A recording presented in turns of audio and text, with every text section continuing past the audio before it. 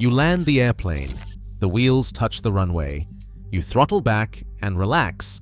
You think the flight is over. But in a split second, the world spins. Your plane snaps violently to the left. The tires scream. The wingtip digs into the pavement, and your beautiful machine destroys itself in a cloud of dust and aluminum. You just survived the ground loop. It is the most embarrassing and destructive crash in aviation. This is Nosewheel versus Tailwheel, the brutal physics of the ground loop. Who survives? For 80 years, pilots have argued about landing gear. Real pilots say you need a tailwheel to learn respect. Smart pilots say you need a nosewheel to stay alive. But the Federal Aviation Administration does not care about your ego. They care about physics. That is why Title 14 CFR Section 61.31 mandates a specific tailwheel endorsement just to fly this gear. They know that without training, the center of gravity will kill you. Today, we settle the war. We will explain why a nosewheel works like a dart, why a tailwheel works like a shopping cart pushed backward, and why insurance companies charge 3 times higher hull loss premiums for the real pilots. So, are your feet fast enough to beat physics? Forget the poetry and look at the machine. The whole story of ground handling comes down to one simple truth: center of gravity is king. Picture a red dot, your center of gravity, floating somewhere along the belly of the airplane. If that dot sits ahead of the main wheels, you have a nosewheel. If it is behind, you are in a tail dragger, and you better be awake. Let us make this tactile. Take a grocery cart, push it forward. The castering wheels up front hunt around, but the cart tracks straight. That is a nosewheel airplane. The center of gravity leads, inertia wants to keep moving straight, and any swerve or drift gets corrected by the geometry itself. The cart wants to go where you point it. Now turn the cart around and pull it backward. Suddenly, those castering wheels fight you. The slightest wiggle and the tail swings out, the cart tries to spin. That is a tailwheel. The center of gravity is now behind the main wheels. As soon as the airplane starts to yaw, inertia takes over. The red dot wants to keep going straight, but the gear is behind it, so the whole machine tries to pivot around the mains. The more it yaws, the more the geometry amplifies the swing. That is unstable equilibrium, like balancing a pencil on your finger, not a dart in a dartboard. A dart flies point first, the mass is forward, the tail feathers keep it stable. If you knock it off course, it rights itself. That is a nosewheel again. But a tail dragger is like trying to throw a dart backwards. The heavy end wants to overtake the light end, and chaos follows. So when you are rolling out on the runway, watch for the clues. If your red dot is ahead of the mains, the airplane wants to save you from yourself. If it is behind, you are riding a wild animal, and it is waiting for you to get lazy. That is the physics you are fighting every time you land. In 1956, Cessna rolled out a machine that changed the game for everyone who ever sweated a landing. The Model 172, dressed up with its new tricycle gear, wasn't just a fresh coat of paint on the old 170. It was a pivot in the physics of flight training. That nosewheel up front, with the center of gravity staked firmly ahead of the main wheels, turned the runway from a tightrope act into a well-marked sidewalk. Cessna called it the Land-O-Matic, and the brochures promised it would take the skill out of landing and taking off. That wasn't just marketing fluff. With the center of gravity leading the charge, every swerve or drift on rollout was quietly straightened out by the geometry itself. The airplane wanted to go where you pointed it. The castering nosewheel acted like a shopping cart's front wheels, always trying to pull you back on track. No more wrestling a wild animal, no more praying your feet would keep up with the tail. The moment you touched down, the physics worked for you, not against you. It is easy to scoff at that now, but before 1956, landing really was an art. You needed feel, timing, and nerves. After the Model 172, landing became a procedure, a checklist anyone could follow. That is not just nostalgia talking. Production numbers tell the story. Over 1,000 Model 172s left the factory in that first year alone. Flight schools snapped them up, and suddenly, doctors and lawyers who had never set foot in a barnstormer could fly cross-country and bring the airplane home in one piece. The Tricycle Gear did not just tame the airplane, it opened the skies to a new kind of pilot. The physics behind it is simple, but the consequence was profound. Move the center of gravity forward and the airplane fights to keep you safe. Keep it behind and you'd better be ready to fight back. The Land-O-Matic made the difference between a machine that forgives your mistakes and one that punishes them. And that, more than any clever slogan, is why the Nosewheel took over the world. Touchdown in a tail dragger is a balancing act on a knife edge. One moment you are rolling straight, main wheels humming, thinking you have it handled. Then a gust snakes across the runway. Maybe your nose is not perfectly lined up, maybe your feet are a beat slow. That is all it takes. The wind grabs the tail, and the airplane starts to weather vane, pivoting into the breeze like a weathercock on a barn roof. It feels innocent at first, just a nudge, but the center of gravity is sitting aft of the main wheels, and that is where the real trouble starts. Now the center of gravity wants to keep moving forward, but the wheels are forcing a turn. The moment you get even a few degrees off track, inertia takes over. The yaw builds, slow at first, then faster, like a shopping cart you are trying to pull backward that suddenly wants to spin.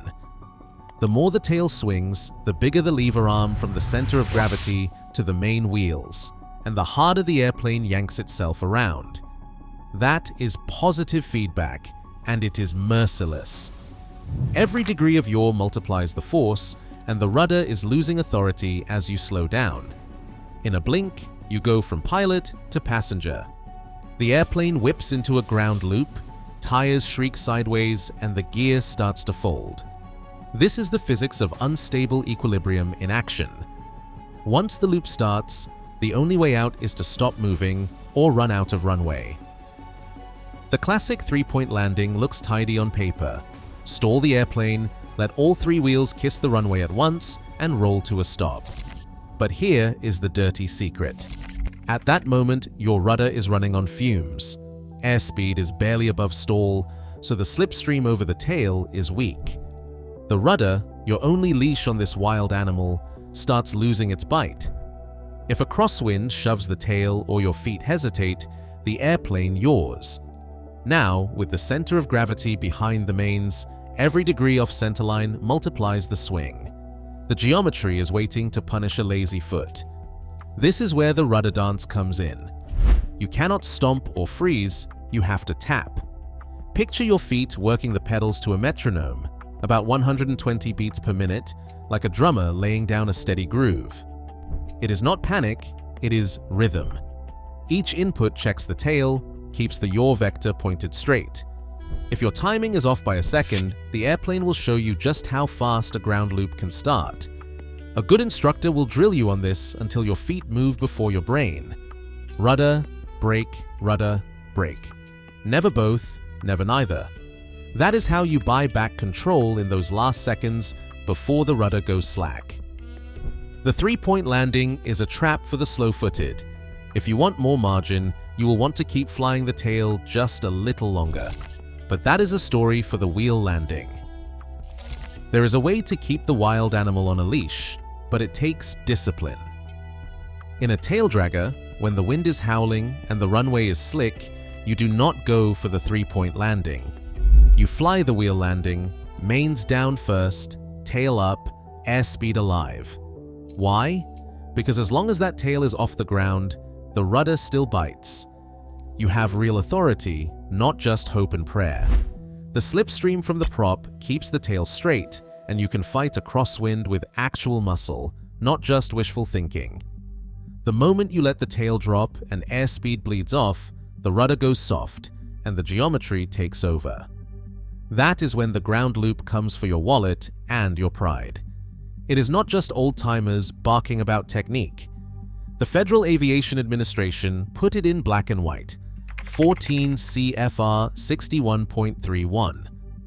If you want to fly a tailwheel, you need an endorsement in your logbook. That is the government's way of saying this is not a nosewheel, do not get cocky. They know the accident rate, they know the physics. The wheel landing is the only defense that gives you time to react when the wind tries to spin you.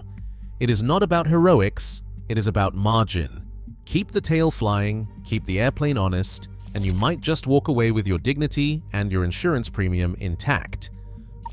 Porpoising in a nosewheel airplane doesn't announce itself with a warning light. It starts with a single mistake, too much speed or a nose-down attitude at touchdown. The nosewheel hits first, hard. That's your red flag. Instead of soaking up the shock, the gear compresses and launches the nose skyward, like a springboard under your seat. Now you're airborne again, but not in control. The airplane is pitching up, and your instincts are screaming to shove the nose back down. Most pilots do just that, and that's where things spiral. The second impact is always worse. The nose slams down harder than before, transferring all that vertical energy right through the gear and up the firewall. The airplane bounces again, this time higher, and now you're caught in a rhythm you can't break, a mechanical metronome set by the runway and your own panic. Each time the wheels touch, the pitch oscillation grows. The tail comes up, the nose comes down, and the gear takes another beating. It's the same positive feedback as a ground loop, but now it's fore and aft, not side to side. The geometry that saves you from a sideways spin can't rescue you from a vertical one. If you don't break the cycle, by going around or by holding the right attitude, momentum wins. The nose gear folds, the prop strikes concrete, and the engine is headed for a teardown that will empty your wallet faster than any ground loop. The airplane that is supposed to forgive your mistakes just handed you a bill for $40,000. That's the brutal physics of porpoising.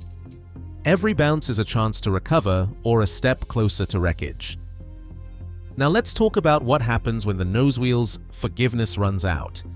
It starts with a hard bounce, nosewheel first, tail high. The gear compresses, then snaps back like a mousetrap. You are airborne again, but not for long. Most pilots, especially the green ones, slam the nose down, trying to pin it to the runway. That is the invitation. The airplane answers with a sickening second bounce, higher and harder. The porpoise has begun. You can almost hear the propeller's bark as it clips the concrete. That sound? That is the sound of a $40,000 mistake. Prop strike means the engine comes off the airplane, torn down to the last bolt. The firewall buckles, the nose gear folds, and the shop calls your insurance company before you have even stopped shaking. No shortcuts, no patch jobs. The FAA and Lycoming demand a full teardown, every bearing and every crank inspected. And if the prop shattered or the crank bent, you are staring at a bill that rivals the price of a new car. It is not just the money. A porpoise does not just bruise your ego, it empties your wallet and grounds your airplane for months. You thought the nosewheel would save you from yourself, but get sloppy, get impatient, and it will bite hard. That is the brutal truth of Tricycle Gear.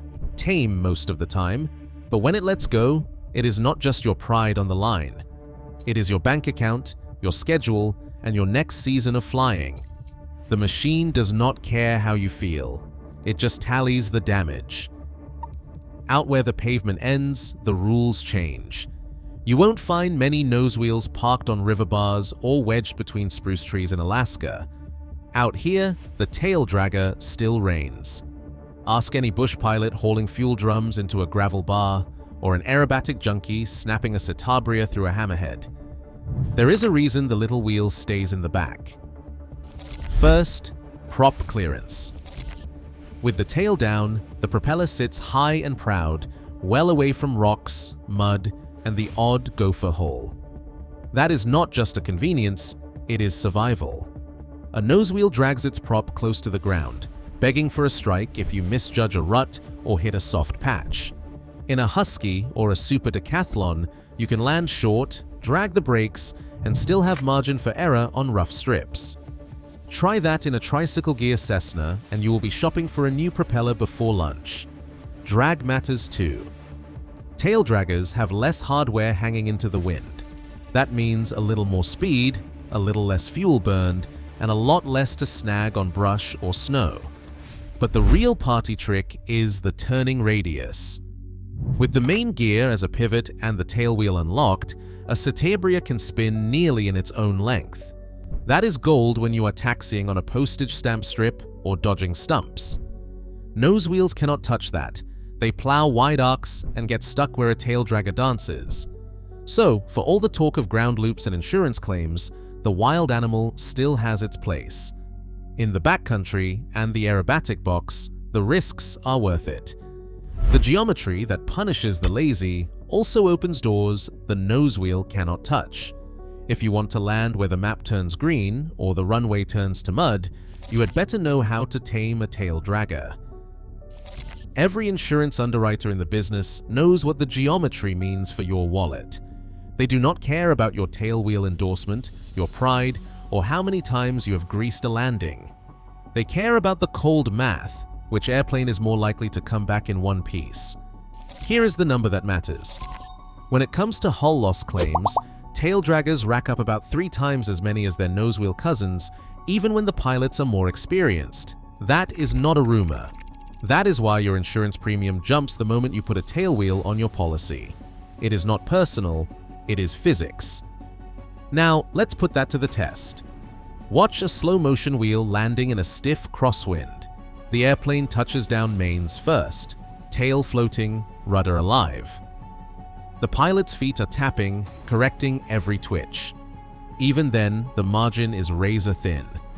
One lazy foot, one gust, and the wild animal wakes up. The yaw builds, the tail swings, and you are on the hook for a new gear leg and a bent prop. That is the price you pay for unstable equilibrium. The geometry amplifies every mistake. The moment you lose the rudder, the ground loop is already cashing your check. Nosewheel pilots like to brag about their lower insurance bills. They are not wrong. The Tricycle Gear was designed to save you from yourself. But do not get cocky. The domesticated dog still bites, lose focus, bounce the nosewheel, and you will be dialing the shop for a $40,000 engine teardown. The machine does not care about your intentions, only your inputs. The risk ledger is simple. Fly a tail dragger to learn respect for physics. Fly a nosewheel to keep your wallet fat. The rest is just ego and odds. Right now, the nosewheel lets you log hours with your ego intact and keeps your insurance agent off your back. But don't kid yourself, center of gravity still rules the runway. The tail dragger is a wild animal, the nosewheel a dog with a short leash. If you want humility, fly a tailwheel. If you want a clean logbook, stick with the trike. Either way, the ground loop is always hunting lazy feet. Stay sharp.